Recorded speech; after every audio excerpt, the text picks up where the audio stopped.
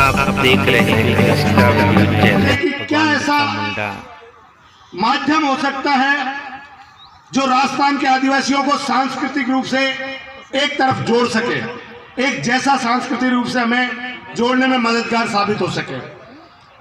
और शायद यहाँ जो हमारे भील प्रदेश के भाई हैं, मैं उनसे शायद ये सवाल पूछूंगा तो वो सब इस बात से सहमत होंगे कि 2013-14 आज से करीब 12-13 साल पहले आप में से कितने लोग ये पूर्वी राजस्थान की शान जो गमछा जिसको हम मंडासा भी कहते हैं, कितने लोग इसको पहले आज से 12 साल 15 साल पहले कितने लोग काम में लेते थे?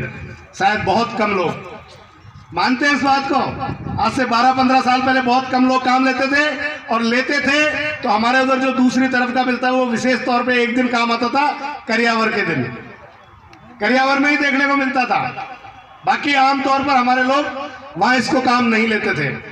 तब हमने विचार किया कि जब अगर आदिवासियों को जोड़ना है तो उनकी संस्कृति को आपस में जोड़ने की सबसे पहली जरूरत है, और उस सांस्कृतिक एकीकरण का पहला प्रयास था कि पूर्वी राजस्थान से आपका भाई इस गमछे को, इस मंडासे को, आज जो भील प्रदेश की शान है, इसको आप भील प्रदेश तक लेकर जाने वाला मैं व्यक्ति हूं। और यह माध्यम बना हमारे सांस्कृतिक एकीकरण का।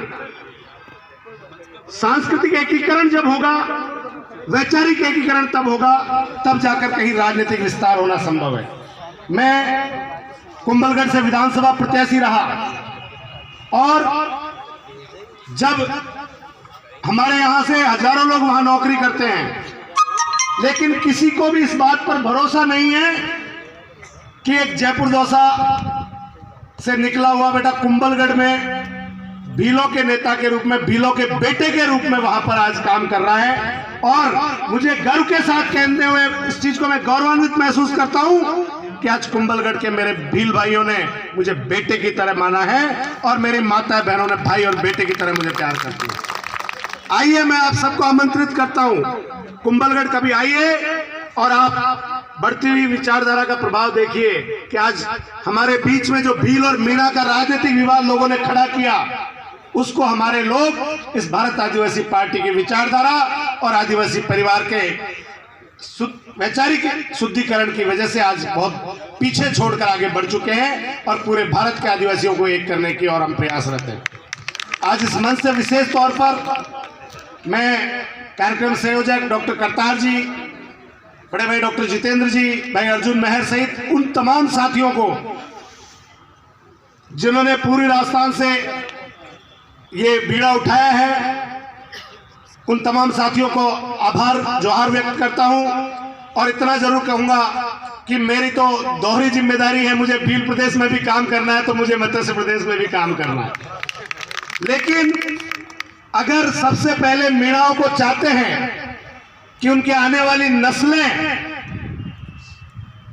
जो अब तक हमारी कुछ बिगड़ी कुछ बची वो तो छोड़े, लेकिन आगे वाली नस्लों का अगर भला चाहते हैं तो सबसे पहले ब्राह्मणीकरण से बाहर निकलना पड़ेगा और मछली के बेटे पैदा होने का गर्व छोड़ना पड़ेगा।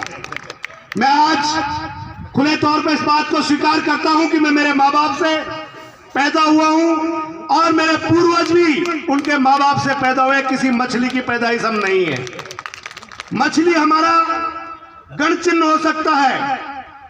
किसी जमाने में जब हमारे पुरखों का इस पूरे क्षेत्र में राज हुआ करता था, तब हमारा गण टोटेम हो सकता है मछली, लेकिन मछली हमारी पैदाइश नहीं हो सकती।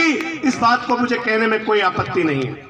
सबसे पहले हमें उस वैचारिक शुद्धिकरण की जरूरत है। आज जिस तरह हमारे भील भाइयों ने अपने गोत्र के टोटेमों को ढूंढ निकाला है, मैं पूरी राजस्थान के मीणा भाइयों से आग्रह करता हूं कि आप भी सांस्कृतिक शुद्धिकरण की ओर आगे बढ़िए। अपने गोत्र में पता करिए, अपने बड़े बूढ़े बुजुर्गों से गांव में पता कीजिए। हमारी एक कुल मताई होती है, एक पेड़ या एक जानवर हमारा गोत्र का टोटेम होता है,